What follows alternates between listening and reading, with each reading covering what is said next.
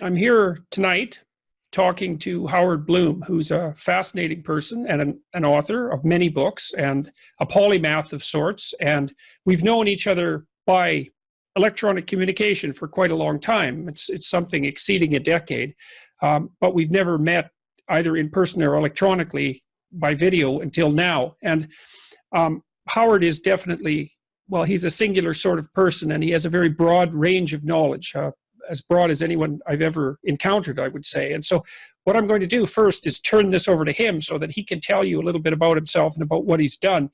And then we're going to talk about his newest book, which is called How I Accidentally Started the 60s. And then, well, we're going to see where it goes from there. So Howard, thanks for showing up here, and let's see where we can go. So why don't you tell everybody about yourself? Well, it's a pleasure to see you in person, because I think it's been about 14 years, maybe 15 years that we've known each other. I put together a Science of the Soul initiative a long time ago, and you were one of those kind enough to sign on. But I am the author of 6 books. The first book is called The Lucifer Principle, a scientific expedition into the force of history.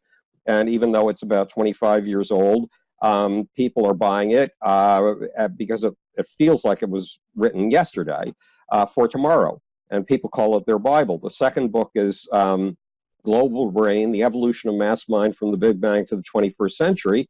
And the Office of the Secretary of Defense in the United States, the reform based on on that book, and brought in people from the State Department, the Energy Department, DARPA, IBM, and MIT. The third book is called The Genius of the Beast, a radical revision of capitalism. I preferred its original title, which was Reinventing Capitalism, Putting Soul in the Machine. And that book, the man who runs Dubai, the sheikh who runs Dubai, named a racehorse after after that book. His former Minister of Development, who's on Dubai's ruling council and runs a $33 billion sovereign real estate company that built the tallest building in the world, went in front of the Arabian Business and Economic Forum and told them, there is a book that I particularly resonate with. It's The Genius of the Beast, and it contains the future of Dubai. And he proceeded to read passages from that book. And Dr. APJ Kalam, the 11th president of India, said that that book is a visionary creation. And this is despite the fact that the sheikh who runs Dubai, his former Minister of Development, and Dr. Abdul J. Kalam are all Muslims, and I'm a Zionist atheist Jew. So if there's any sign of hope for peace in this world, that's it. I've done lots and lots of other things. Just a few months ago, I co-founded and chaired the Asian Space Technology Summit with large groups of representatives from China, the Chinese Academy of Space Technology, and from England's space program. I've done the weirdest variety of things you've ever seen in your life. Oh, and I should not forget, once upon a time I knew nothing about popular culture. I founded the biggest PR firm in the music industry. I used my scientific tools, since my background is science, my life is science, my bones and my flesh are science, and it became the most successful PR firm in the record industry. So I worked with Michael Jackson, Prince, Bob Marley, Bette Midler, AC/DC, Aerosmith, Kiss, Queen, Run DMC, Billy Joel, Paul Simon, Peter Gabriel, David Byrne, Run DMC, Grandmaster Flash and the Furious Five, little things like that. Yeah, well, it's a crazy biography. You'd have to think that someone was making that up if you didn't know it was true. And then you also accidentally started the 60s, apparently. Yes, and it was really... I just finished reading that book about a week ago. And so what did you think of it? Oh, I thought it was very funny. It was I also thought it was remarkable that you managed to have a foreword by, or wasn't a foreword, I don't think it was commentary by Timothy Leary. Yes, well, let me tell you how that came about. There I was, it was about 1981, and I started to go back to my science. Yes, I was running the most successful PR firm in the music industry. Yes, we were still on the ascent. Yes, we were taking unknowns like Prince and establishing them as major stars, or Joan Jett, who'd been turned down by 23 record companies, and we made her double platinum in a year and a half. But I finally got a little time free to go back to my science. And then I was taking a bunch of journalists out to Long Island to see REO Speedwagon. And a bunch of them said, Bloom, all these ideas you keep talking at us, you need to write a book.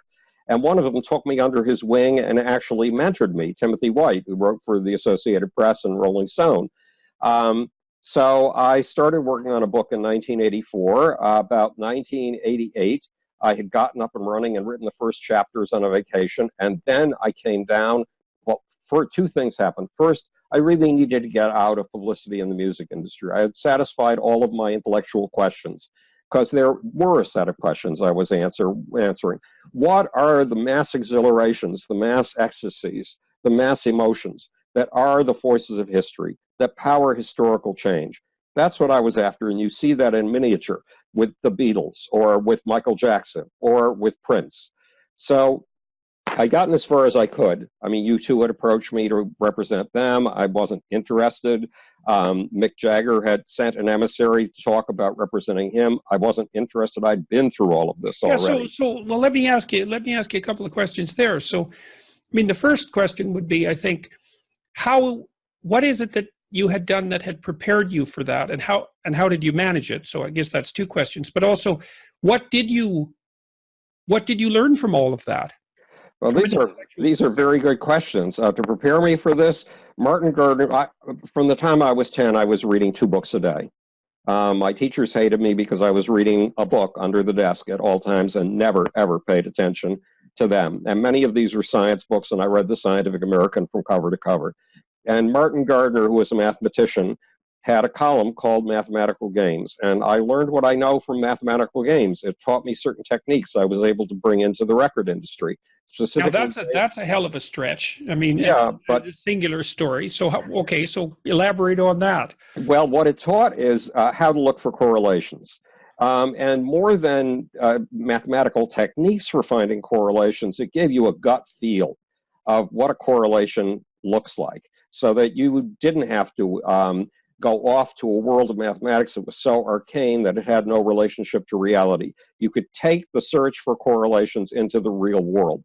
I listened to music obsessively from the time I was about 10 years old. My uncle and I used to stand next to a huge old burl wood radio that was as tall as I was at the time, and it had a giant speaker. And Jordan, in those days, 12-inch speakers, nobody had ever seen 12-inch speakers, but it had one. And we listened to the classical music station in Canada because we were in Buffalo on the border. And we would compete to see who can identify a piece of music by its first 4 notes. Well, often we could both identify the piece of music by its first note. However, it was all classical music. It was Rachmaninoff, Bartók, Beethoven, Stravinsky, Mozart, stuff like that. So I can't really say that I was properly prepared because I was hated by the other kids my age in Buffalo, New York, and my parents didn't have any time for me. So I was an outcast. And the crowd of people that shut me out listened to popular music. So popular music, what started with Elvis Presley, what was around before Elvis Presley, and then moved on, that was alien music to me, and I wasn't the least bit interested in it. But in the late 1960s and early 1970s, I knew I had fellowships at 4 grad schools in what is now called neuroscience. At that point, it was a do-it-yourself proposition. I was going to have to take courses in the med school at Columbia and put them together with courses in psychology at Columbia and make my own neuroscience, because there were no neuroscience courses. But I had 4 fellowships to do this. And I realized that grad school would be Auschwitz for the mind. Why? Because I was fascinated by these ecstatic mass passions that that boost people out of themselves, that lift them into something much bigger than themselves, a deep need that every human has to feel at some point a part of something much bigger than his or herself. And those are the mass passions that create historical change. They are the forces of history.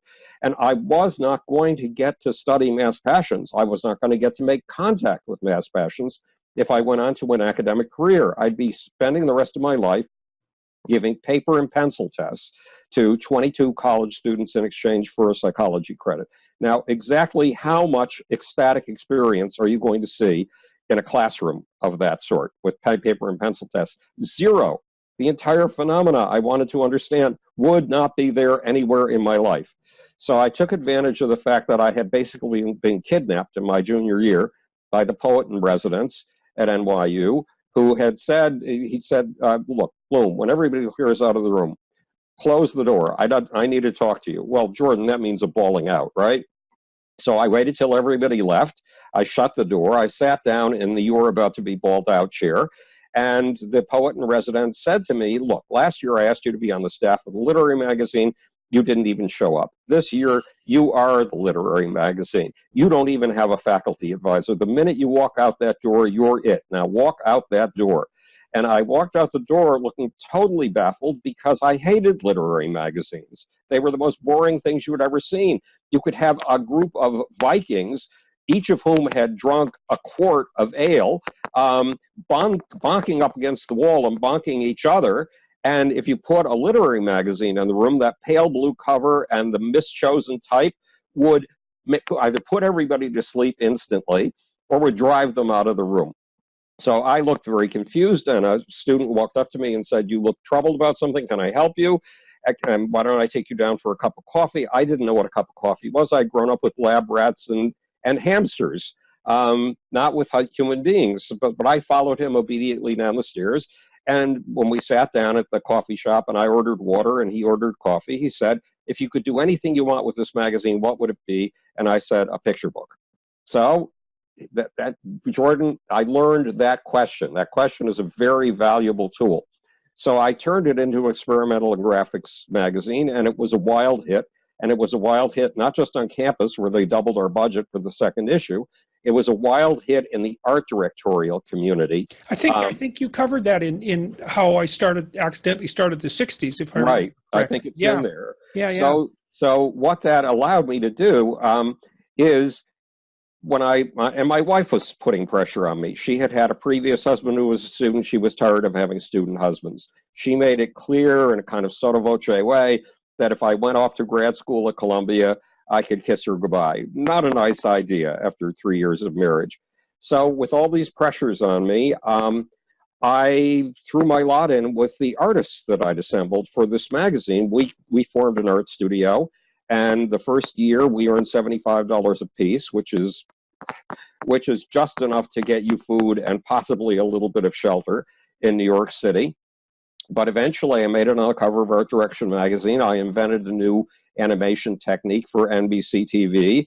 And most important, my studio did all of the graphics for ABC's 7FM stations at a time when there was a revolution taking place in radio. There was this brand new form of radio called rock radio or album radio or progressive radio, in which disc jockeys could actually play what they wanted.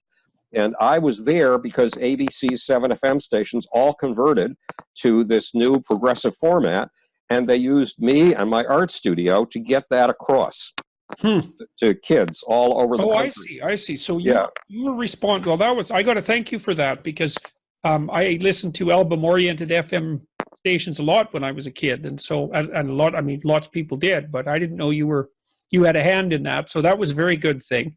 Well, I thank you for the thanks. I had a hand in that, and ABC asked me to form an advertising agency to handle all of their advertising. And Jordan, I didn't want to get involved in time buying. That was just too dry for me. But because I was walking into, we did one other thing. There was a new magazine with a bunch of Harvard kids. It was a monthly version of the annual Harvard Lampoon. It was called the National Lampoon. And my art studio art directed the first 7 issues of that. But it was ABC. P.G. O'Rourke got his start there, eh? Yes, exactly. And I acted in a Michael O'Donoghue script that we did for the Evergreen Review, which was the leading Bohemian publication at the time. Its art director was one of those people who had called me after he saw the Washington Square Review, the student literary and graphics magazine that I'd been putting together. But the promotion person at ABC was extremely kind to me. And every time I walked in, I'd hear Carole King or James Taylor, who were the biggest people in rock music at the time, on the speakers, on the floor. And she would do things like, she would just clue me in. She was bringing me into the rock and roll world. One day, for example, she said, we're going to have a live performance in Studio B by a pianist. And why don't I give you 2 tickets? So I took her 2 tickets. I went down to my art studio on 4th Street and 2nd Avenue in the East Village. And my leading artist was just a brilliant cartoonist. And I invited him to come to this event with me. We went to the event. the pianist took to the stage, my artist sat next to me, and from the minute the pianist played his first chord, my artist was on his feet going, wow, yippee, yahoo, and totally embarrassing me. I mean, I wanted to crawl under the seat and become absolutely invisible. The pianist on stage was Elton John. And what I failed to get was that my artist was giving Elton John the energy he needed to do the very kind of ecstatic performance that takes you out of yourself and makes you feel part of something bigger than yourself, that I was trying to track down using things like William James, The Varieties of the Religious Experience, and taking advantage of my special vantage point. So why do you think, there's a kind of a contradictory narrative that runs through that story, which is that, when you were a kid, you were sort of isolated, you were bookish, you were more scientifically oriented, but at the same time, you obviously had what would you call it, a feel for ecstatic experience. And like, was that a consequence of your participation in the counterculture in the 60s, or was that something that had emerged even before that? It was something that emerged probably between the age of 10 and 12. It probably came from the fact that I was suffering serious social deprivation. I had one friend at a time, and that's about as much as I had. And I was an indispensable figure when it came time to beat somebody up because I was the target. So that's interesting too, because that also, I mean, it isn't obvious how you get from that position to being interested in ecstatic experiences per se. So what's the connection there with your rather, like, what would you call it, isolated childhood experiences, do you think? I mean, you said it had something partly to do with music, which makes a perfect sense to me, because music is almost what would you say? It's an unerring gateway into that ecstatic experience. Right. And for very complex reasons. I'd like to talk to you about that a little bit, but it isn't obvious why someone who was more scientifically oriented, say, would also make that leap over to the more mystical end of things. And then, of course, pursue it through pop culture. So you laid out, your surprising involvement in the literary magazine, your transformation of that into what was essentially a visual art publication, your entry into the world of radio, and then into rock. I don't want to lose that thread, because that also leads to your PR firm. And I presume we're getting to that. But right. Is there anything you can put your finger on? You associated it also with like being physically bullied and being a social outcast, but why did that give you the hunger for that experience, for that ecstatic experience? Well, remember back to the days of the 1960s and 1970s when sleep deprivation was a new discovery. And then back in the 1990s and early 2000s, Jaak Panksepp took that a step further.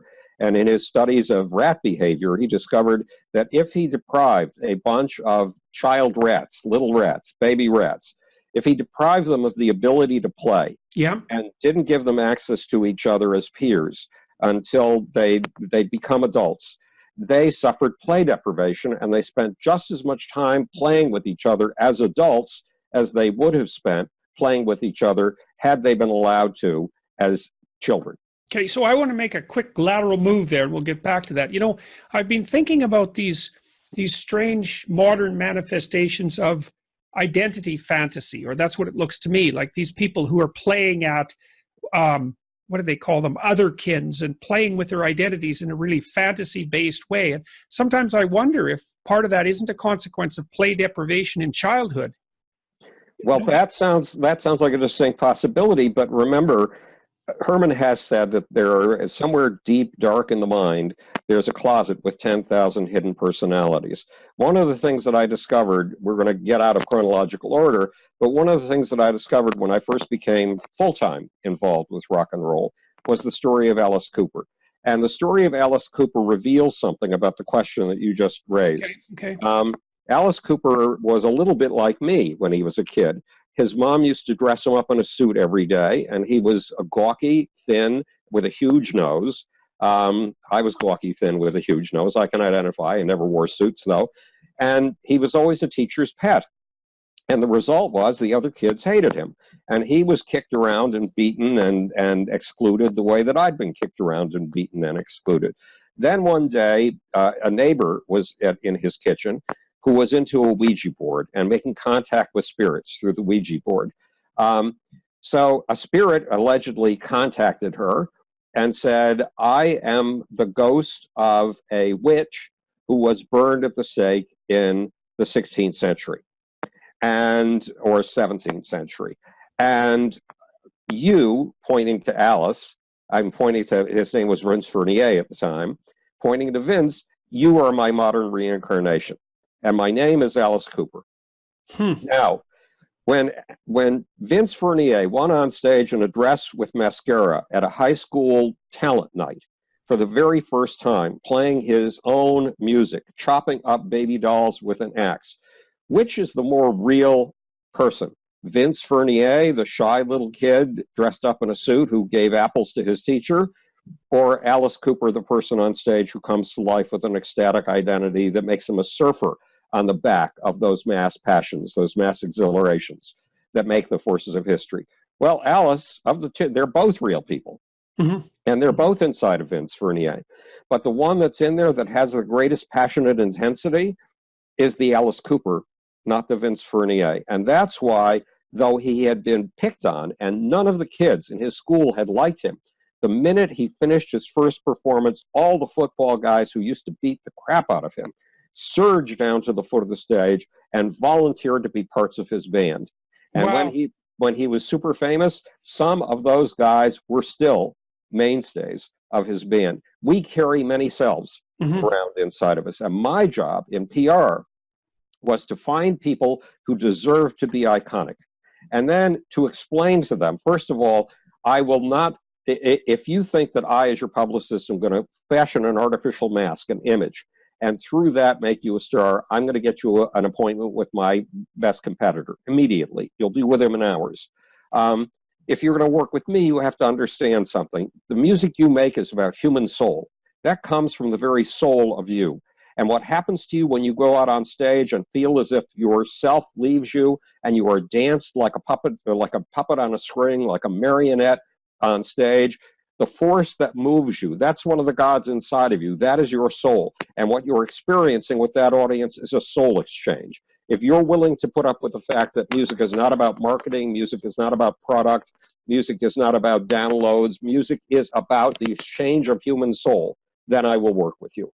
And that's quite the statement for a Zionist atheist Jew. Yes, it really is. Soul in that manner. That, you know, I listened to Alice Cooper a lot when I was a kid, and still now, especially that record, Welcome to My Nightmare, which I think is an absolute classic. You know, there's a couple of pop songs on it, which I think, record companies did that a fair bit on concept albums. You know, they'd throw a pop hit on there, but right. As a concept album, it's brilliant, and it's really well arranged, and it's really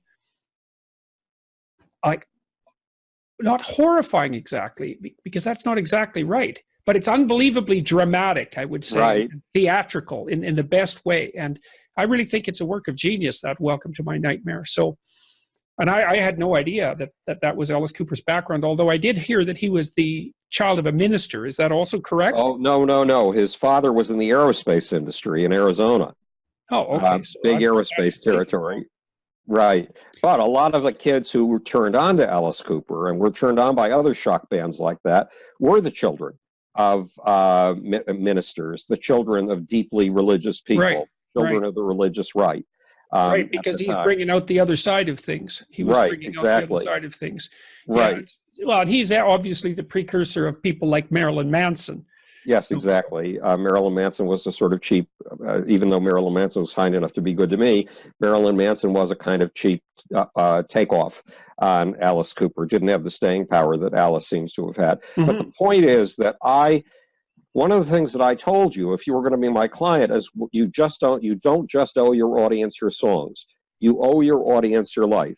Now, Jordan, it took me 20 years to articulate what I meant by that. And it's simply that if you deserve to be a superstar, then you will become an iconic figure. And 12-year-old kids will paste posters of you up on their bedroom walls. And you will be, the concept of the trellis, you grow a tomato plant on a trellis. Well, you will be the trellis on which people grow. You will be the role model. So your life is one of the most important things that you have to offer. But I wasn't just after their superficial life. I was after this. When you sit down of an afternoon, let's say 2 o'clock in the afternoon with a blank computer screen or a blank piece of paper, and you need to write a lyric, you feel as if you don't know how you've ever written a lyric in your life. You certainly know you can't write another one again. And by 4 o'clock in the afternoon on a good day, there's a lyric in front of you. By 4 o'clock in the afternoon on a really, really rare good day, that lyric is so perfect in itself that it feels like it wrote itself through you. When you go on stage, if you see the pupils of the audience dilating, if you see their faces melting, losing individual characteristics, if you see their energy fusing into a collective energy rather than just individual energies, and if that collective force reaches a pseudopod out to you and hooks into something inside of you that's bigger than yourself, and again, you feel like an empty pipe and something inside you is transmogrifying all of this energy and flooding it back down to the audience in a reverberatory circuit, and you have an out-of-body experience. You watch yourself from the ceiling as you're danced. That self inside of you that dances you on stage, that is your fucking goddamn soul. And that's what I intend to find, and that's what I intend to introduce you to. Why? Because you are about to become an icon. And if you become an icon, you have to be a force that takes hundreds of thousands or even tens of millions of kids who feel lost in the world, who don't dare express their feelings because there are no socially acceptable words for their feelings, and who feel crazy, isolated, and alone. And you, by revealing what's deep inside of you, will validate what's deep inside of them. So I think you had made the other shoe drop for me then, because you're talking about that, at least in part, you're talking about that ecstatic experience as the necessary counterposition to isolation and abandonment and loneliness and all of those things, which I think is a very reasonable way of thinking about it. It's like meaning as the antidote to isolation and tragedy and malevolence, for that matter. And I think music is, I've thought deeply about music. I've tried to figure out why it has, what it represents and why it has the effects that it has. And I think, and this is a neuroscientific view of it to some degree, and it seems to me that it's better to think about the world as something that consists of patterns rather than as something that consists of objects. So an object would actually be a pattern that sustains itself across time. That's not all that. A very, very good insight.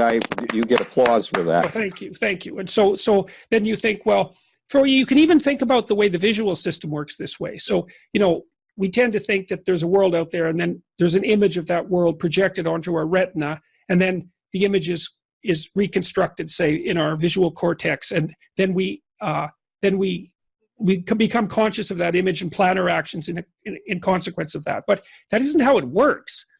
The way it works is that there are patterns in the world, and then the patterns are shifted into patterns of light, of illumination, and then those are shifted into patterns of neural activity on the retina, and then those are shifted into patterns of neural conductance along the optical nerves, and then patterns in the visual cortex, and then those are expressed as patterns of movement.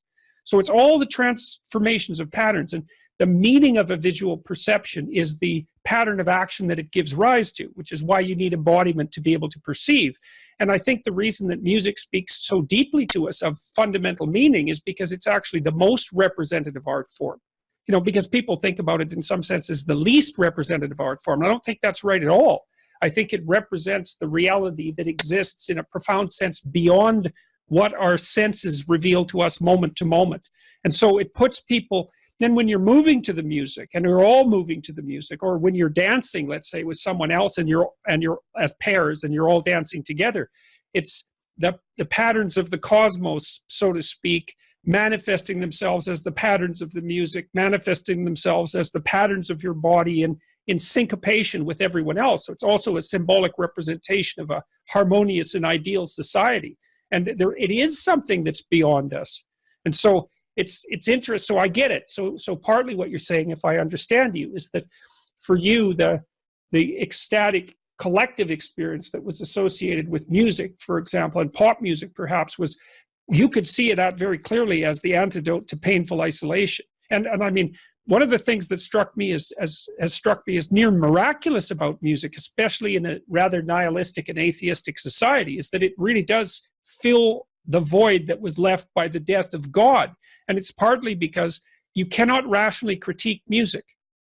You know, it speaks to you, it speaks of meaning, and no matter what you say about it, no matter how cynical you are, you cannot put a crowbar underneath that and lift it up and toss it aside. And No, so I books also think like that's why music was such a powerful cultural force in the 60s and the 70s, and like an overwhelmingly powerful force. well, So the other element that's very important to this is music is the voice of a subculture. So when you tell 100 million kids who felt utterly isolated and alone that their experiences had not been reflected in the experience of any other person on earth, that in fact they are not alone, they are a movement. You give a subculture a voice. And you can see that with, well, when I finally got into working with music, one of the first things I did was work with country and Western music. Now, who'd you work Jordan, with?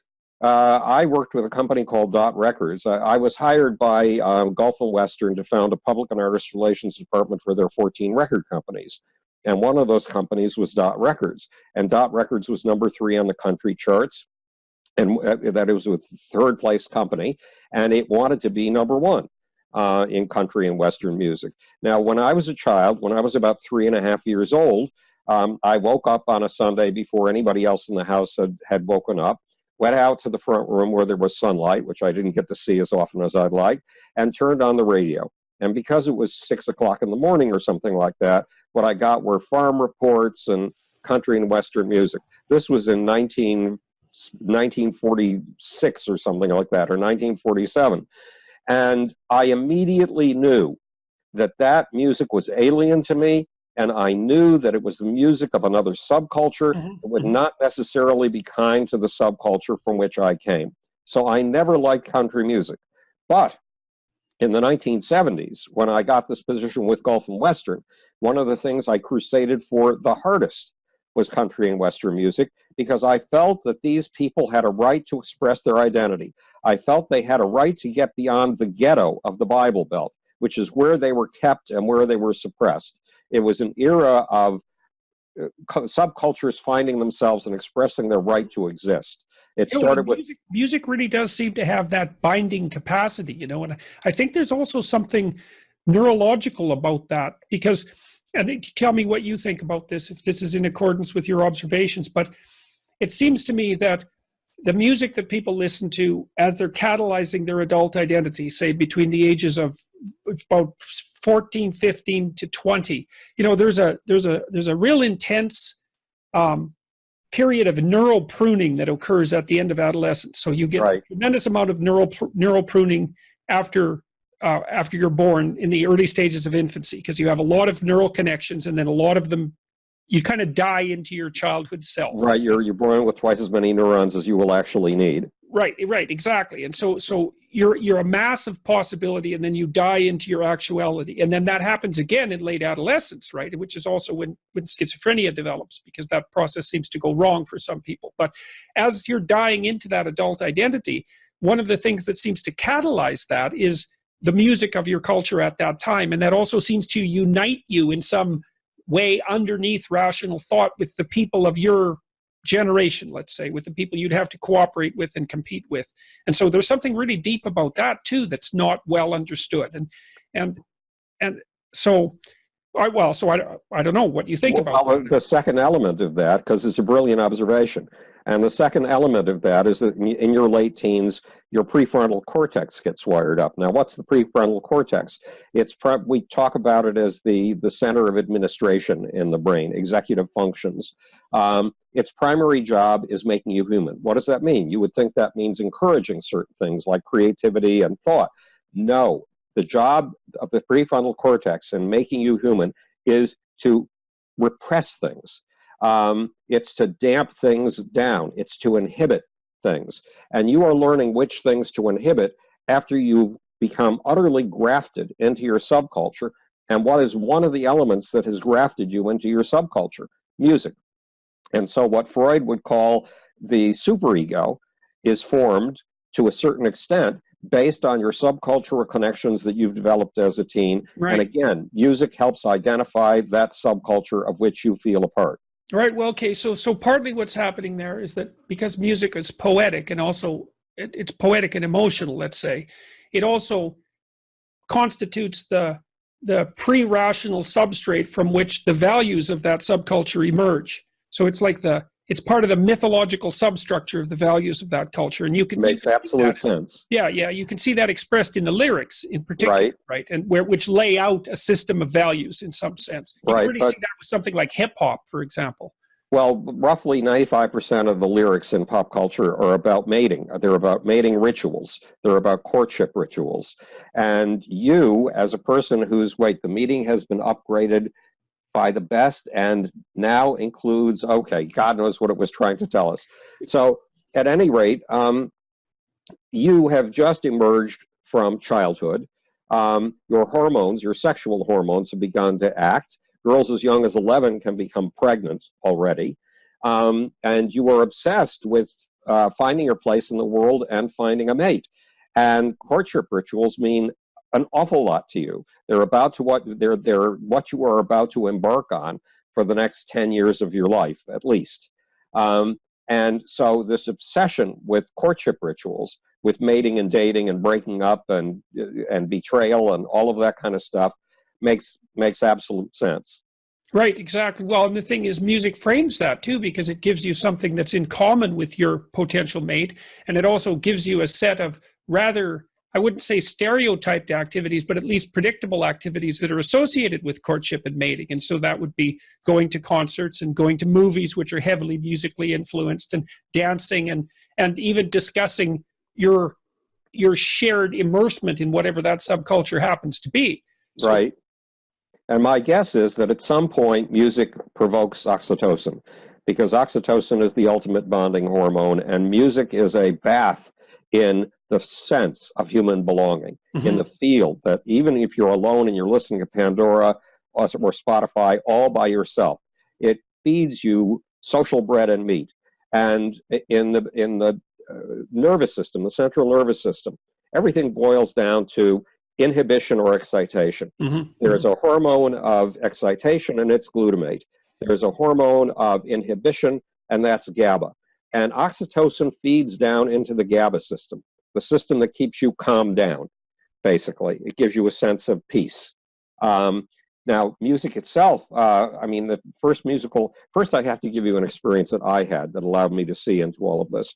I had already been fascinated by the gods inside of us. I concluded at the age of 12 that I was an atheist, and if there were no gods in the heaven above us and no gods in the ground beneath us, where were the gods? Well, my parents were trying to drag me, an atheist, off to high holiday services, and they were so intent about it that I was literally holding onto the door frame of their blue Fraser, or by now forgotten car, and they were shredding my socks. They were practically tearing my shoes off. They were doing everything they could to get me up to the temple. And so I realized in that moment, if the gods are not above, if the gods are not below, where are they? They're inside my parents. If they're inside my parents, they're inside of me. They're inside of all of us. So my task at basically the age of 12 to 13 became use your scientific tools to find the gods inside of us. Okay. Well, you also, again, you elaborated on that part of the story that also made you attuned to those ecstatic experiences, because the case that you've just laid out, or that I suppose we laid out together to some degree, is that perhaps it was that the fact that you were isolated as a kid made you even more sensitive to the collective belonging element of music, because you were so starved for it. And and then the idea of the gods within that you just laid out seems to me to be very much akin to what you described as either your tactic or your philosophy with regards to PR for the rock personalities, because what you said you were doing was trying to make them reveal some of these archetypal figures within, and that you were actually trying to foster that, which meant in some sense you weren't doing PR at all. Like, I don't know what the hell you'd call it. I called it secular shamanism. It was a name I was never comfortable with because it's so unscientific, but that was the closest I could come to it. It's like dowsing for the human soul. Well, it would have been a good name for a PR company, a secular shaman. Yeah. But I think that's a very useful way of thinking about it, because obviously one of the holdovers from the shamanic traditions is obviously music. I mean, that's just a continuation of the same tradition. Right. So, and of And one course, thing, there was one very important thing that had happened to me. When I was 16 years old, even though I was the most unpopular kid in my school, they voted me for 2 years in a row the chairman of the programming committee, which means I ran student assemblies 5 days a week and I programmed two a week. So I was the MC for these things. And one day the how did junior, you manage that and simultaneously be unpopular? That's a good question. I think my school had my school was founded by an acolyte of John Dewey, and he was behind the scenes actually setting the school up. And schools have their popularity positions: president, vice president, secretary, treasurer, all of that. But my school was clever enough to start putting functional committees together in your very first days at school, your very first days of your freshman year. Now, when you have kids vote for president and vice president, they're going to vote for the most popular kid in the school as the president, the second most popular kid as vice president, the most popular girl as secretary, and the most popular Jew as treasurer. That's just the way it goes. So I was never in line for any of those positions. I had no popularity whatsoever. In fact, one of my classmates actually fired with remarkable accuracy from only 20 feet away a soccer ball directly into my face. And believe me, it has a lot of force over a distance of 20 feet. So, but when it comes to functional positions, like how do we run these school assemblies, the popular kids don't have a clue. So if you bring them into a room, if they're arbitrarily, for example, assigned to a committee, they will all piss on their little piece of territory. They'll all stake out a position of some kind just to establish their status in the room. And after 15 minutes of this, when they've all said their piece and it comes time to actually do something, they're clueless, they're silent, they don't know what to do. And if there's an unpopular geek like me, who at that 20-minute mark all of a sudden has an idea, they will glom around you, even if they don't like you. Right. So So competence can step in where popularity cannot go. yes, you've Okay. got it. That's a very well put phrase. So there I was, the head of this programming committee, and one of the juniors came to me and said, "We're doing a dance. We're setting up a dance, and could you advertise it for us?" And he didn't realize just how absurd that statement was. If there's a dance or party of any kind in Buffalo, New York, one of the first things you have to realize about it is I am not just disinvited. I am invited to stay as far away as humanly possible. Yeah, yeah. And yet they want me to advertise this dance. So Jordan, I can't dance. I can't do a box step. I can't do a foxtrot. I can't do a waltz. I can't do any of those things. But I went on stage and put some music on the turntable and danced. And I saw the pupils dilating of the audience. 350 people who hated me, had hated me for 2.5 years at that point. Their pupils were dilating. Their faces were melting. I felt that pseudopod of energy coming to me and through me as if I were a pipe. I felt it going up to something inside of me, more or less at head level, that utterly transmogrified it. And I felt the energy being sent back through every move that I was making. And I had an out-of-body experience. I thought I was on the ceiling. I watched all of this from the ceiling. And apparently it looked like a Looney Tune drawn on LSD. As if Chuck Jones had been doing Tom and Jerry after taking a very big hit of acid. It was one of the strangest, weirdest things you've ever seen. And when it was all over, so that was my ecstatic experience. When it was all over, the audience did something it had never done in my days at that school and would never do again so long as I was there. It surged to the foot of the stage, and as if it had practiced this act all its life, it picked me up off the stage, it put me on its shoulders, it carried me out of the auditorium, and it carried me up the pathway to the building above where we had our classes. So that was my introduction. Wow. Yeah, but this is... That's a crazy story. Right, and this is 3 years after I'd gone off, after the ecstatic experience, knowing that it was something vital. I mean, I'd heard at the age of 14, 2 years earlier, I'd heard that there was a book called The Varieties of the Religious Experience. And in those days, we had no Amazon. We had local bookstores, and local bookstores in Buffalo, I mean, give me a break. But I finally found a copy at the University of Buffalo bookstore, and it felt as if William James had been laying out a series of examples of the ecstatic experience, with all of its delusions and hallucinations and all the rest. on a laboratory bench and then saying to me, look, you're coming along 70 years later. You're going to have scientific tools that I did not have. This is your job.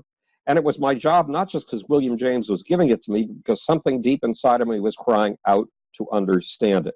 And it probably was that the privilege of social disconnection, the privilege of social deprivation, because that privilege made me sensitive, and it's always made me sensitive to group behavior. Right. So when I was in Moscow in 2005, lecturing a group of quantum physicists from all over the world on why everything they know about quantum physics is wrong, it's because there is no such thing as an isolated particle. Every particle is part of a herd, a mob, a group of some kind. A lot of quantum physics is based on the idea that when you treat a photon, a single photon, in a certain way, when you split it in two, here's how it's going to behave. But if it's being measured, that's not going to happen. Well, guess what? We're constantly taking each other's measure. Photons are constantly taking each other's measure because they move in groups, crowds, and herds. That's why a beam of sunshine comes through your window, not a photon of sunshine. And when I finished the speech, I was sure they were going to throw me out of the conference because these are all people committed deeply to quantum physics. And instead, they sat there beaming like proud uncles. And I could not figure out why. And 3 years later, my collaborator in quantum physics at the university, at the Kaldych Institute of Applied Mathematics of the Russian Academy of Sciences in Moscow, sent an email. And he said, Dr. Yuzhikov, who ran that conference and gave you such a hard time about your credit card, has just published a book. It's a new approach to quantum physics. It's called Constructive Physics. You have to get it immediately. So I downloaded it from arxiv.org. I listened to it that afternoon on my hour-and-a-half walk through the park on my way to the cafe where I do all my work, and I got all excited. Every social concept, that means every concept, that I had given in this talk was in this book. So Jordan, I've had the privilege of proceeding through life with this enormous advantage, social deprivation. Okay, so then I'm still going to chase you back to the story about the PR company, but I have another question for you. So, you are detailing out the kind of childhood that in principle could have left you bitter and resentful. So why didn't it? Like, why didn't that happen to you? I think because of my father. My mother was a deep pessimist. My father was a profound optimist. And I must have had my father's genes predominating over. I've got them both, optimism and pessimism. But I'm grateful for everything that's happened in my life. Every deprivation, I was sick in bed for 15 years. And even that turned out to be, it was nightmarish. It was horrible. It inflicted pains for which there are no words in the English language because I was isolated for 5 years and could not talk, literally could not muster the energy to move the larynx to give a single syllable of sound. And yet it was nightmarish, horrible, and monstrous as it was. I founded 2 international scientific groups at that time. I wrote 3 books, and I learned what it's like to be at that extreme of the human experience, extreme isolation, extreme pain. What happened to you? What were you suffering from? Well, we figured it out. I mean, I figured it out on my own and then taught my doctor about it. It's called chronic fatigue syndrome. It's sometimes known as myalgic encephalomyelitis, and nobody knows what causes it. But in 1988, I really had been working on my book for long enough to have the first 15 chapters of my first book. I really wanted to get out of publicity. There's no way I could have, because I was a legend. I mean, the Billboard Guide to Music Publicity had 20 pages of nothing but me. So, your wife is not going to let you out of a successful career. And she doesn't want to lose the money. She doesn't want to lose the status. And all of a sudden, wonk, I didn't know what was happening to me. It was 90 degrees out and I'd be freezing and shivering. It was 40 degrees out and I would be overheated. I was losing strength. I was losing the strength to pick up a coat. And I had no idea of what was happening. And I went to doctors, and the doctors had no idea of what was happening. And I walked into my office one day. It was the biggest PR firm in the music industry. And said to my staff, I don't know what's happening. I could be dying. but I'm going to be out of here in 2 weeks, and I'm giving you the business. And the next day, a competitor from the West Coast called and offered me a huge amount of money for the business. And I said, I cannot sell it to you. I just gave it to my staff yesterday because my word is my bond. And I kept struggling to try to do normal things. Leon Uris, when I finished my manuscript of the first book, The Lucifer Principle, A Scientific Expedition into the Forces of History, I got a copy to Leon Uris, the novelist. And Leon Uris read it and called on a Sunday night and raved about it for half an hour. So I tried to get into New York to see him, but I had to rent.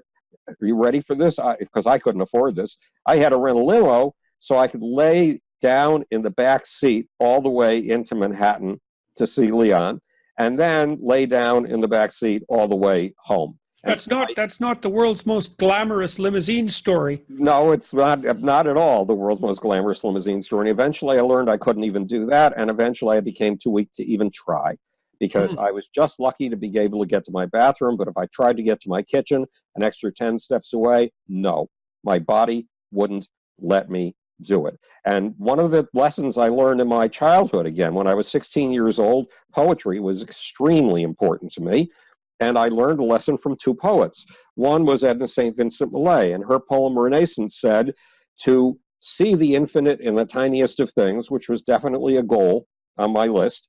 You have to be able to comprehend the suffering of every human on the face of this planet under every extreme circumstance. And I expanded that to mean you have to come to understand not just the suffering, but the point of view of everyone who comes from a culture that's so foreign to yours that it seems like it comes from another planet. So this was what Edna St. Vincent Millay was telling me was 15 years of absolute and unbelievable punishment is an advantage, and it will serve you well for the rest of your life. I got a story to tell you then. This is something I learned from Carl Jung. So in the Chartres Cathedral in France, there's a maze, and that you walk, and it's at the center point of the cathedral that's a crucifix, essentially. And so the maze is at the center of the X that marks the point of maximum suffering. Okay. Right. So, now, it's a symbolic pilgrimage, and what you do is the maze is a circle, and in the middle is a symbol that looks kind of like a rose. And in order to get to the middle, which is that central point, you have to enter the maze, and then you have to walk through each quadrant. So you have to circumambulate the world. You have to go northwest, east, and south. You have to cover every bit of territory, and then you get to the middle. And the middle is marked by the X, which is the point of consciousness, you might say, the center point of the world, but also the place where you voluntarily accept your suffering. And which is what Christ did. I mean, if I'm not a Christian, but if you believe in the religion that St. Paul created based on Jesus, then God had to become human in order to experience human suffering. And when Christ was on the cross, writhing in agony and screamed, Eli, Eli, sabachthani, my Lord, why hast thou forsaken me?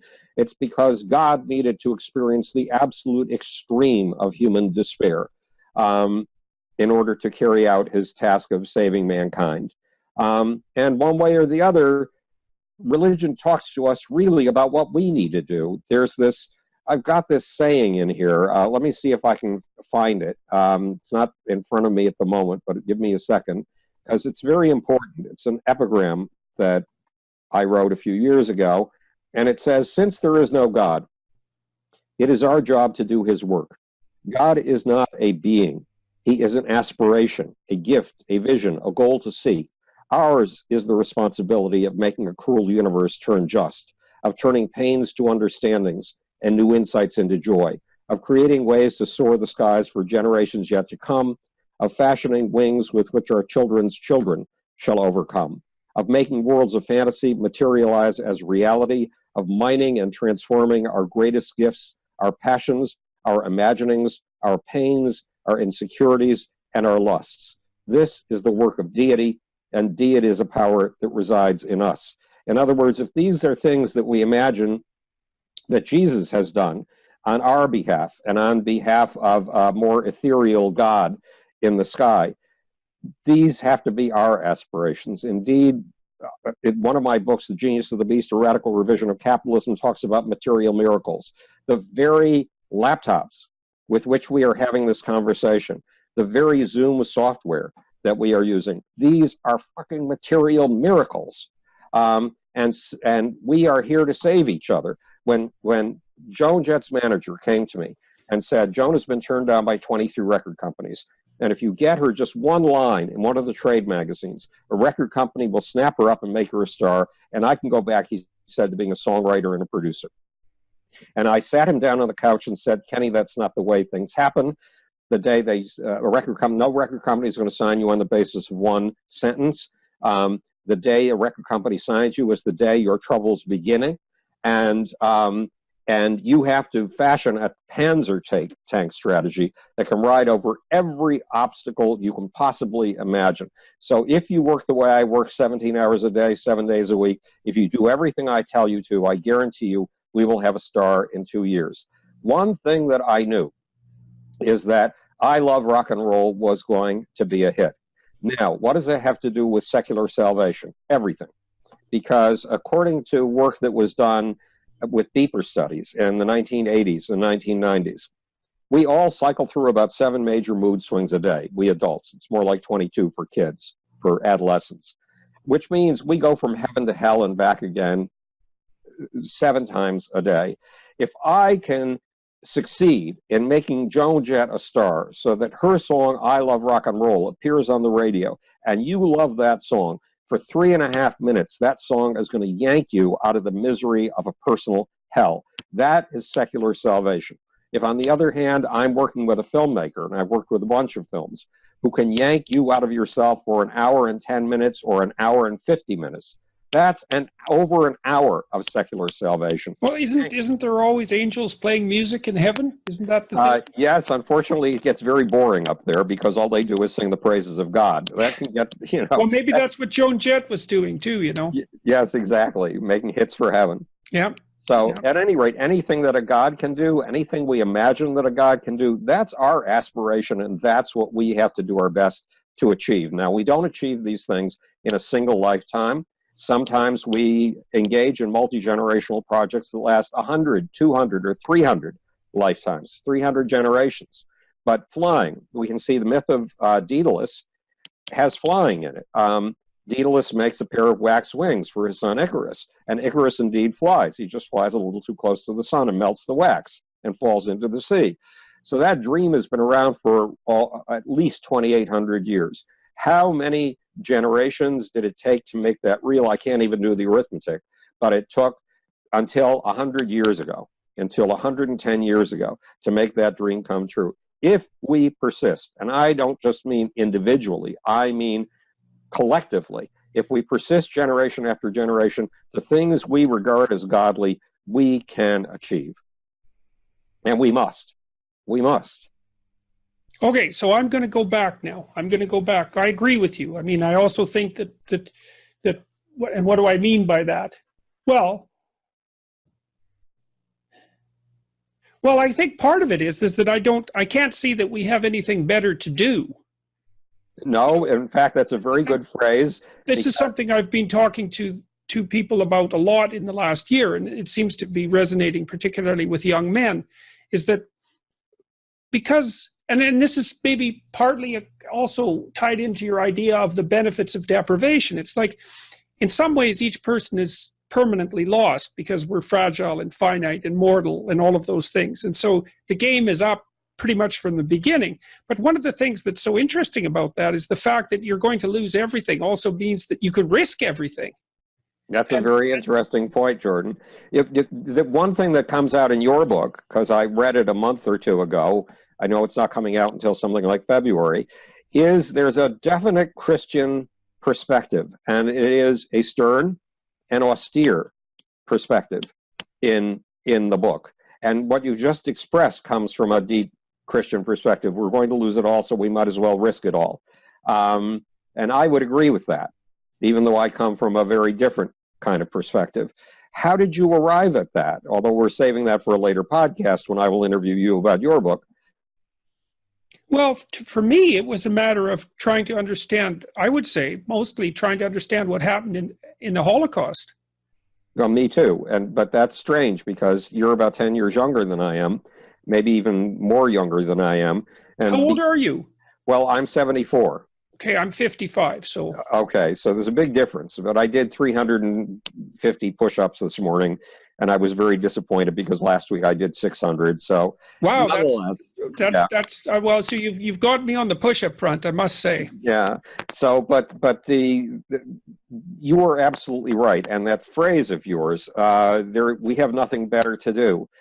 That's a phrase that indicates an open-ended infinity, an open-ended and as yet unstructured infinity. Now, it's not completely unstructured. Remember, your first major work was on the underlying structures of religion, and I'm still fascinated to read it. I need to get it in Word or PDF format so I can listen to it on my Kindle one of these days. I can send it to you. That would be wonderful. Oh, you can actually, if you go to my website, jordanpeterson.com, you can download the PDF. Okay, great. Yeah, so just go there. I'll do that. Just download it there. Okay, because I've been hungry to read this for a long time. So the future isn't entirely unformed. For example, somehow I believe, and now this is a hypothesis. This is really a hypothesis. We humans seem to know what to do when we come together in groups of 1 million, 5 million, 10 million, 20 million, because there are many cities in China with a population of 20 million. There's Mexico City as well. And we fall into it naturally. We naturally build the infrastructures that we need. We naturally develop the infrastructure of habit that we need to get along with each other at that very compressed level. And you would think, well, but how did that come to be from an evolutionary point of view? After all, humans have never had the privilege of living in groups of millions before. Right. Where did all this behavior come from? Well, remember, our great foremothers, the ones who are at the very, very base of our family tree, from whom we derive approximately 40% of our genes, are bacteria. And bacteria do not live a life alone. They cannot tolerate it. They live in groups. So James Shapiro is one of the great scholars on bacterial behavior. When I called him one day and said, James, if you drop a single bacterium into a petri dish, is it going to die because of isolation? And he said, no way. It's going to start dividing until it makes a community. It surrounds itself with a community. So the idea that you cannot have a bacteria without a community is quite true. It's just the bacteria, if they have enough food, will make their own community. You know, I had a similar intuition about codfish. Right. You know, all the codfish have disappeared off the northeastern coast. Right. And like, I've read stories, because I did a lot of work on oceanic, appalling oceanic destruction about 4 years ago for a UN committee. And anyway, so I was studying about the cod, and they've all disappeared. The schools of those things that existed back when the Europeans first came over, the Portuguese probably knew about them before Christopher Columbus even hit the American shores. Kept it secret. But you know, the schools were dozens or even hundreds of miles long and many hundreds of feet thick, and the average fish was like 3 to 5 feet across and just densely packed. But it turns out that, like, the idea that there's a codfish is an illusion in some sense. There are schools of codfish. Right. And the schools themselves know where to go for food, and they know how to maneuver through the ocean because the schools are actually millions of years old. And so they distributed knowledge, and the cod organize their mating behavior as a consequence of the existence of the schools. And they also organize themselves so the larger fish are protected in the schools by hordes of the younger fish, and the older fish are the ones that are more fertile. Right. So the thing about the cod is that when you get rid of the schools, you get rid of the cod. You can't reintroduce them because the cod they're like ants. They're communal. Right. And so once you demolish this old structure that has this, you know, embodied memory, let's say, that's who knows how many tens of millions of years old, there's no coming back from that. Right. Well, back to the bacteria for a second, because it's a good observation, and I saw murmurations of starlings last week in Buffalo, New York, when I was up there for Thanksgiving. In other words, groups of probably only about 200 starlings, but those groups can become 1 million. Hmm. And they all know what to do. They know how to wheel around in a much broader pattern. But it all goes back to the bacteria, because bacteria live in groups. A colony the size of your palm is 7 trillion, which is more than all the humans who have ever lived. Now, there are bacteria like Aeruginosa, which come into your body, and when there are small numbers of them, lay very low. But they're constantly monitoring to see how many of them there are. And when they get up to a sufficient number, whammo, they grow through a massive change. And basically, it's as if they're saying, okay, now we're big enough to take Jordan apart. And they become infectious and they create disease, but they don't do that until quorum sensing tells them that there are enough of them to do that. So our So great, does that explain why people can harbor like continual levels of toxic bacteria in their bodies without ever falling prey to disease? Is it a matter of the fact that they don't hit that core number and that they're monitoring that constantly? No, we have a lot of bacteria that have adapted to living synergistically with us and actually do our digesting. You go down to the market because you have a craving for chocolate eclairs, and you come back home and you eat one of the chocolate eclairs, and it's not you who's digesting the chocolate eclair. You have just acted as a transportation mechanism to feed a bunch of bacteria in your gut who will digest that chocolate eclair, and what they shit out is glucose. Right. Well, it may also not be you that's craving the damn eclair, but the bacteria. Right.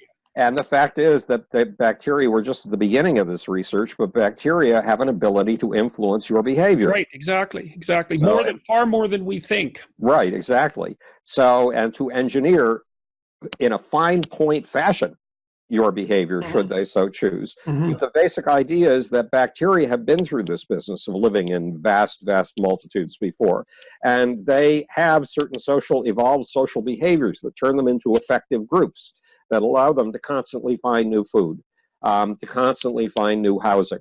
And if we think these things are strange to us because in the 100,000 years since we become Homo sapiens, we've never had such a thing until the last century, we're crazy because our ancestors left us 40% of our genes, and it is very likely that encoded in those genes is a whole rule book of how you behave when there are the kinds of vast masses of tens of millions that you were talking about in the cod behavior, or the 20 million who are in Mexico City or in major cities in China. Part of our genetic potential that's there, not as a consequence of human evolution, but as something that preceded that.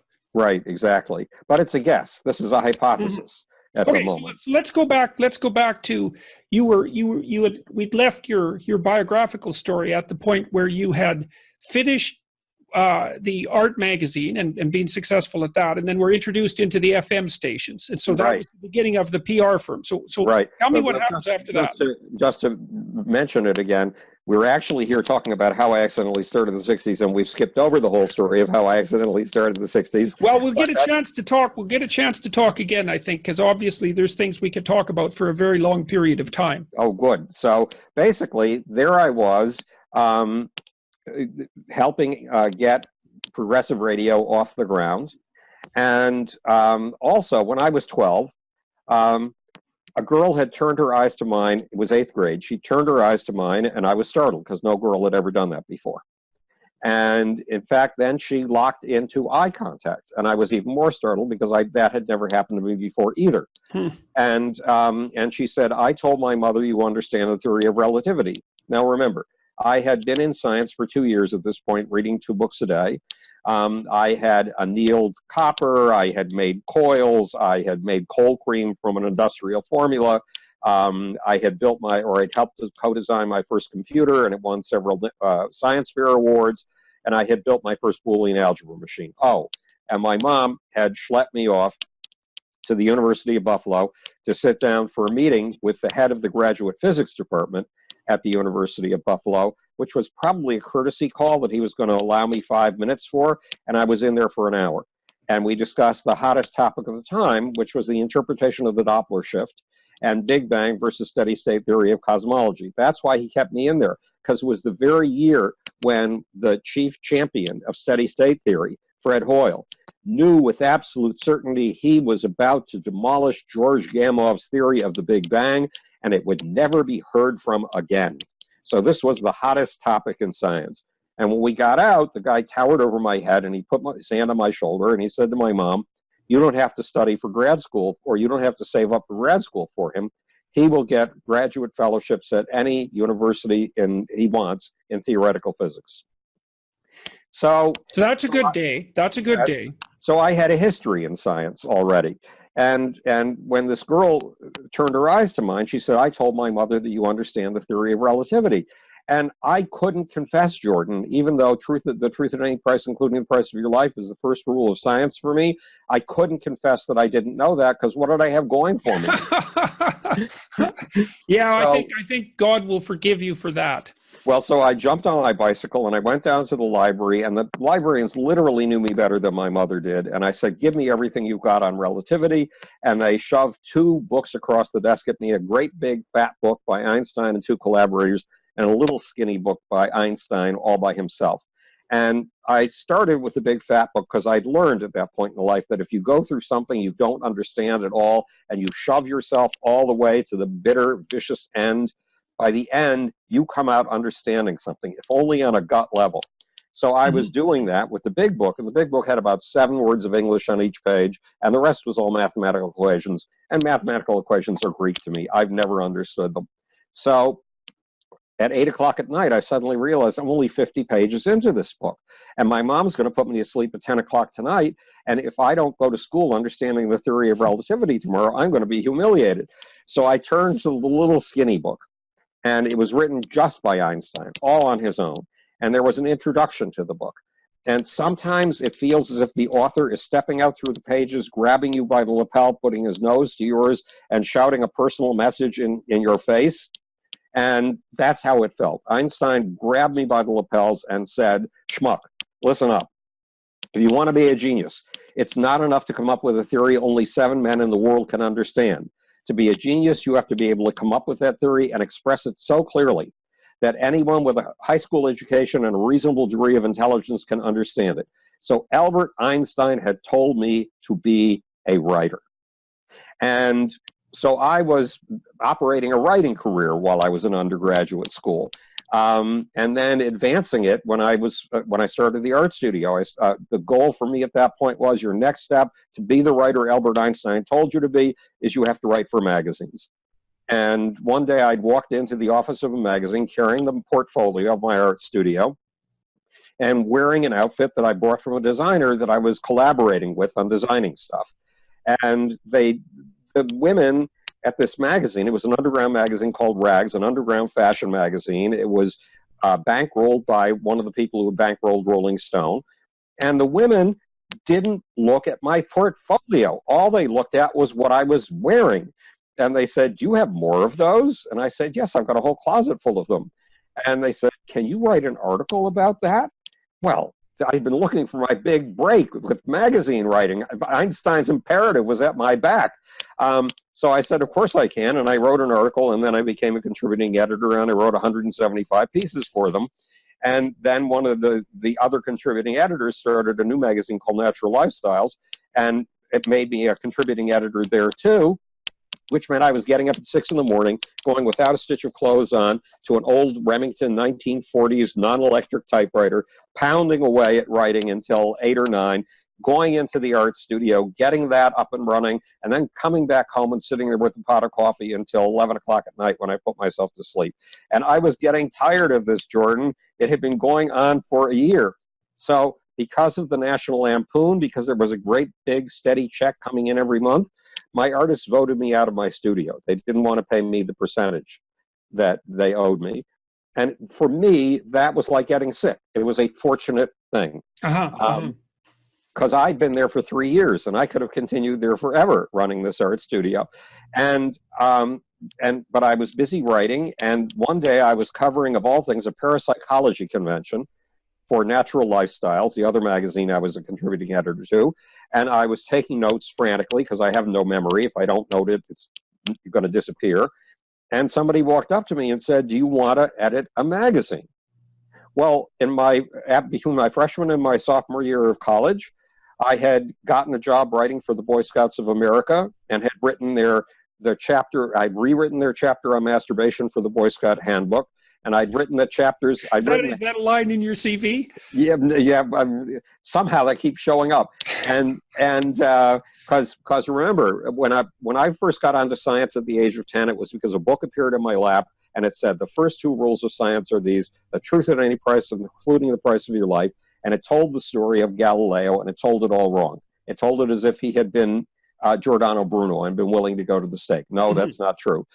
Then the second rule of science was look at things right under your nose as if you've never seen them before, and then proceed from there. And it gave the story of Anton von Leeuwenhoek, who invented the microscope and looked at pond water and discovered these tiny little things called animalcules, microscopic beings. And he also looked at human sperm. And then he'd written a letter to the Royal Society describing what he had seen. Now think about that, Jordan. It took 30 years before I realized where he'd probably gotten the human sperm, and he's confessing this to the Royal Society. Yeah, that's quite the story, right? Right. So masturbation kept following me wherever I went. But I wrote the Boy Scout book on camouflage. That is their handbook on camouflage, and their handbook. They're on stalking and tracking. And I had been thrown out of the Boy Scouts at the age of 11 for incompetence at Morse code, the only child I have ever heard of who has been thrown out of the Boy Scouts. So I had learned a lesson. And the lesson was, if I care enough about my audience, if I want my audience to be able to drop down on all fours and get so close to a bunny rabbit using the techniques of stalking and tracking that I teach them, that the rabbit doesn't know they're there until they're rubbing noses with it, that I can write anything.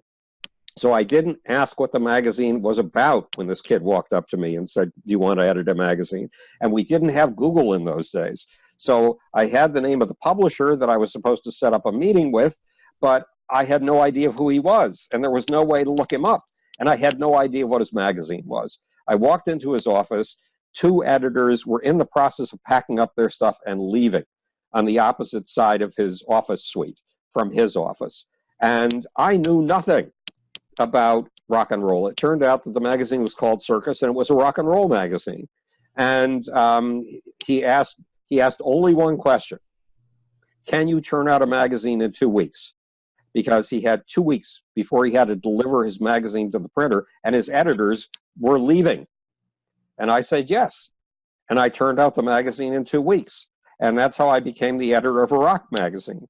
And over the course of time, applying Martin Gardner's approach to things, looking for underlying correlations, I invented all kinds of correlational studies that allowed me to get a handle on my audience.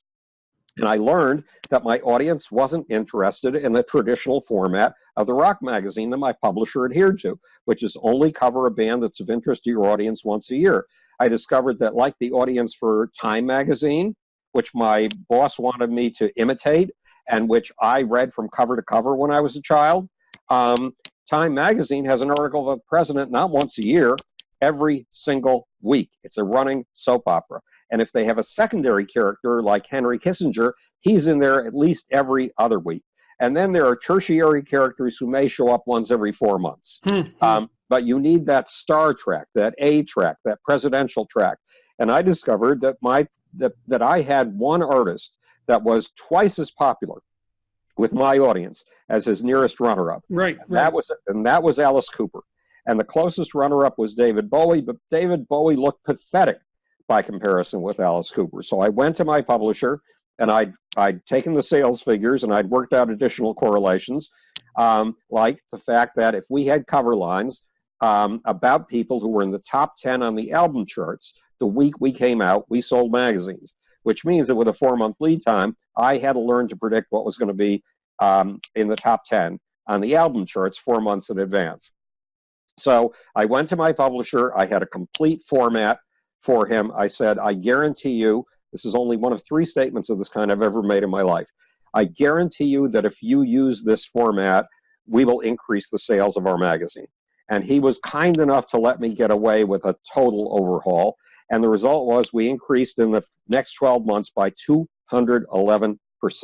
And my publisher went from a man of modest means with an apartment on 2nd Avenue overlooking the traffic to a man of immodest means with a huge aircraft hangar-sized apartment overlooking the East River. And Chet Flippo, one of the founding editors of Rolling Stone, to validate himself, he didn't feel Rolling Stone validated sufficiently, did a history of rock and roll journalism for his master's thesis at the University of Texas at Austin. And he sent me 6 pages by messenger one day, and it was about this guy working in a little windowless closet with a manual Remington typewriter, single-handedly pounding out a magazine. And he said, single-handedly inventing a new magazine genre, the heavy metal magazine. So that's how, and I became a scholar of rock and roll. I mean, Did you develop an affinity for the music? Yes, I fucking love it. I had been. Who's your favorite? Well, my favorite before this had been Vivaldi's Winter in the Four Seasons, because it's angry and scowling and whiplashing. And now my favorites became, well, my favorite as a person was Michael Jackson, because I never met anybody like him in my life and never expected to meet anybody like him. And he embodied the first 2 rules of science in a way that none of the science people that I've known and loved have ever embodied it. And my favorites musically right now, I mean, they've changed over the years. One day I was driving a rented car on Sunset Boulevard in Hollywood, and a song came on the radio that made me do something I'd never done before, and I've never done since. I had to pull the car over to the side of the road and stop and do nothing but listen to this song. And it was Hurt So Good by John Mellencamp. So Billy Joel, I loved him in his angry period, but I came to him after his angry period. And one day I wanted to get together with him socially because I hadn't seen him in a long time. And I don't socialize very readily. I like to get together to work together, but not necessarily to schmooze together. But I did call him for socializing.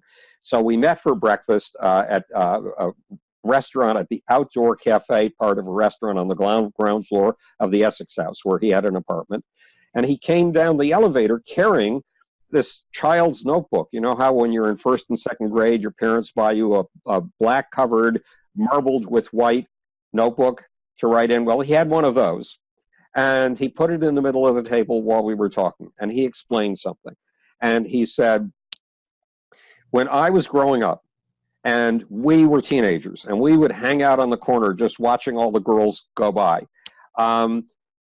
Girls to us were a separate species. They were like mules or donkeys or dogs or something like that. If we had anything to do with them, the simple goal was to score. We assumed that they didn't have brains like ours.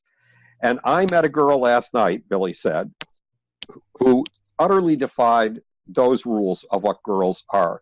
She is articulate. She is intelligent. She is on top of things. She was a pleasure to talk to.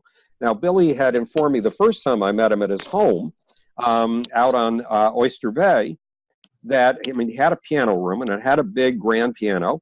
And he explained that writing songs was like pulling teeth, that sometimes it took him 3 months to write a song, that he would pace back and forth in that piano room, and he would call his piano the beast with 88 teeth. It was the beast he was fighting to get songs out.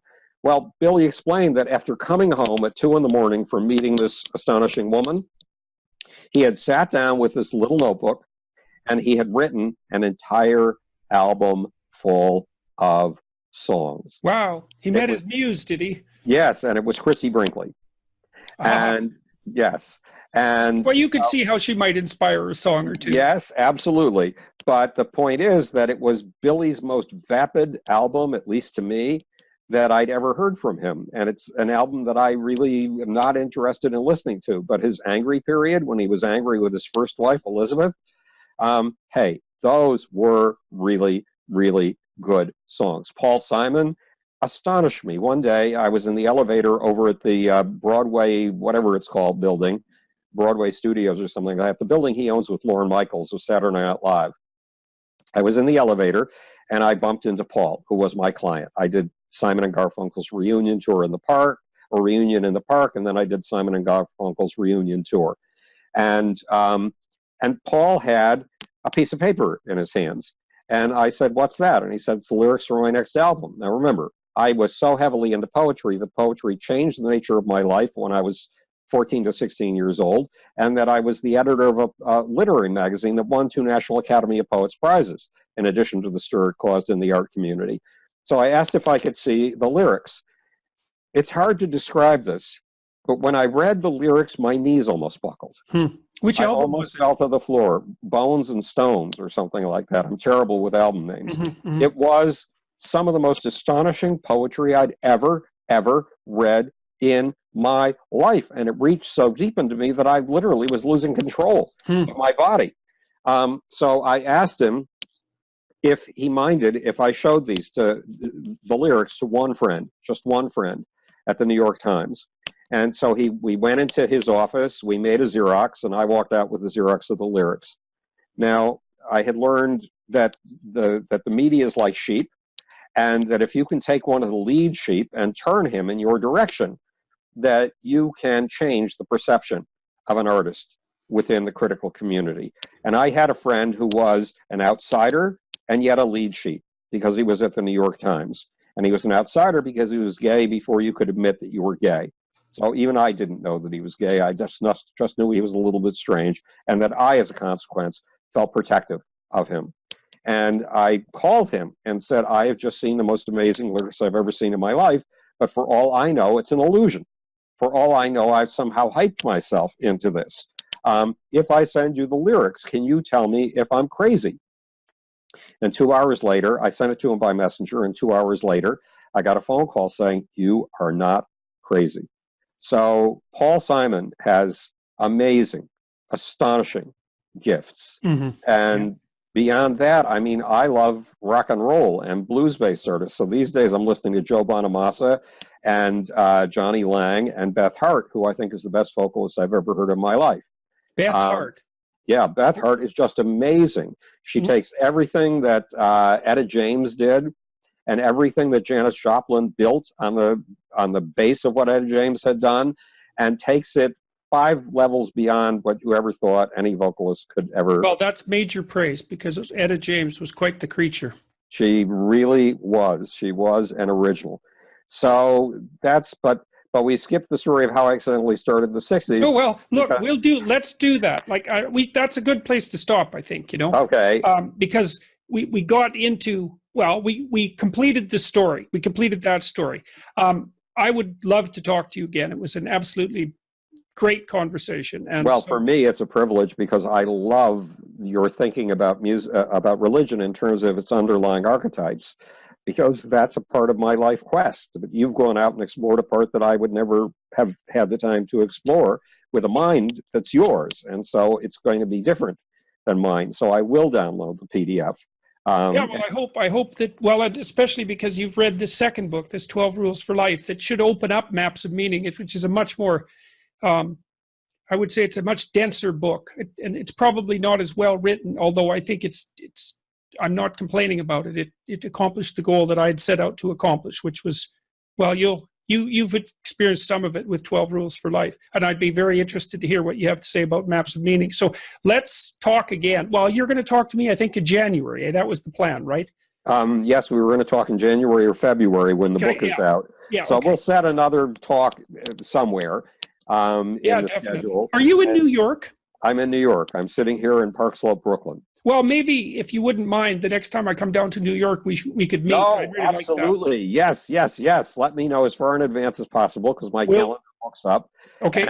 And we'll do it. Okay, good. I'd love that. You've been a pleasure. Oh, it's been really good talking to you, and it was really a lot of fun. And you're an amazing font of stories and interesting tangents and crazy schemes and adventures. It's really, like I said, if you didn't exist, it would be hard to invent you. So I shall see you sometime in the next 2 months. Good.